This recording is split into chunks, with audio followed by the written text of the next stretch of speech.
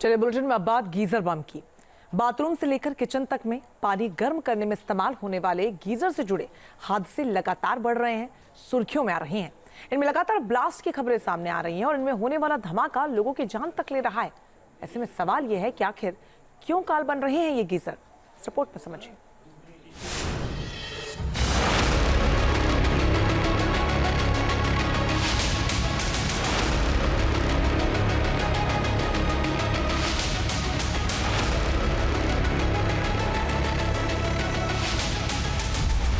पानी गर्म करने वाले गीजर क्यों बन रहे हैं बम?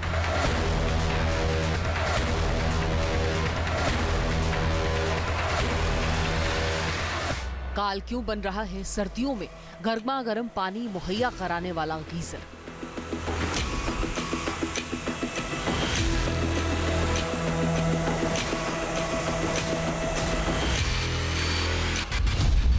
गीजर में लगातार क्यों हो रहे हैं ब्लास्ट?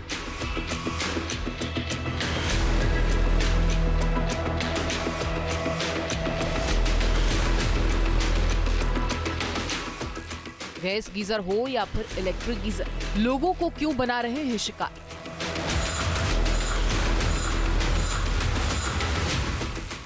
इलेक्ट्रिक गीजर में हुआ धमाका किस तरह बर्बादी की वजह बन सकता है, तस्वीरें इसका सबूत है। ये वीडियो लखनऊ के गोमती नगर का है। यहाँ गीजर को ऑन करने के 15 मिनट बाद ऐसा धमाका हुआ जिससे भीषण आग लग गई। बाथरूम में गैस वाला गीजर किस तरह जानलेवा साबित हो सकता है, इसका सबूत मिला अलीगढ़ में।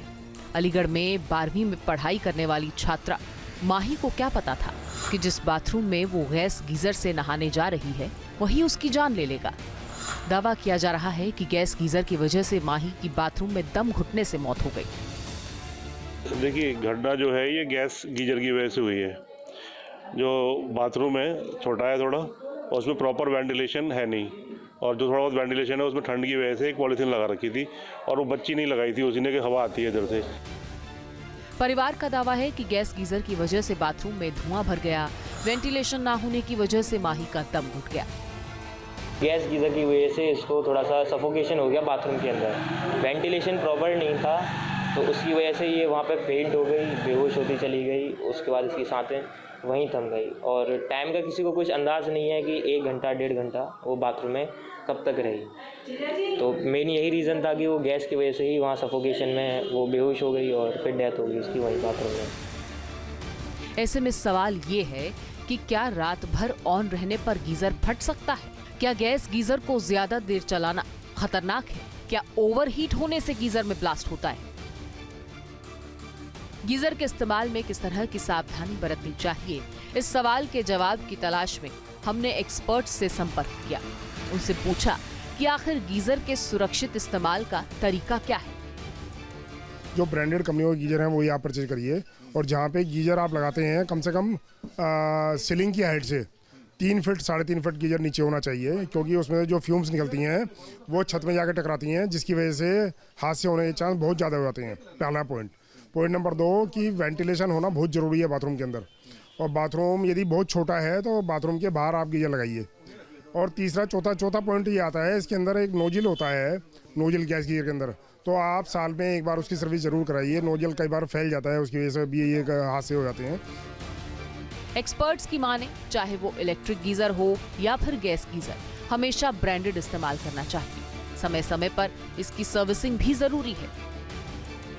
गैस गीजर लगाते वक्त वेंटिलेशन पर नजर रखनी चाहिए। गीजर के पास खिड़की या एग्जॉस्ट जरूर होना चाहिए। गैस लीकेज होने पर खिड़कियां और दरवाजे खोल दीजिए।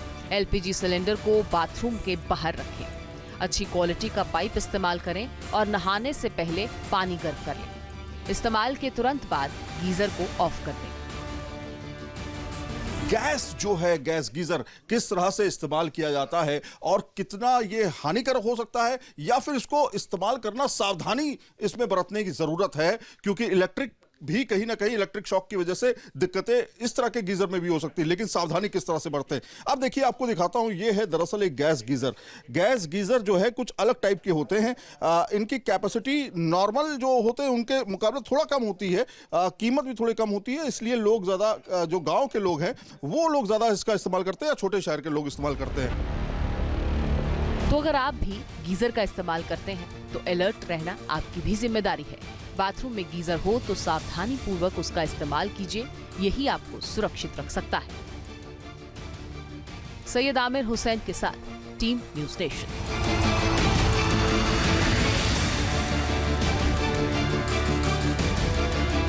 न्यूज नेशन अब व्हाट्सएप पर खबरों की ताजा अपडेट के लिए न्यूज नेशन के इस QR कोड को स्कैन करें।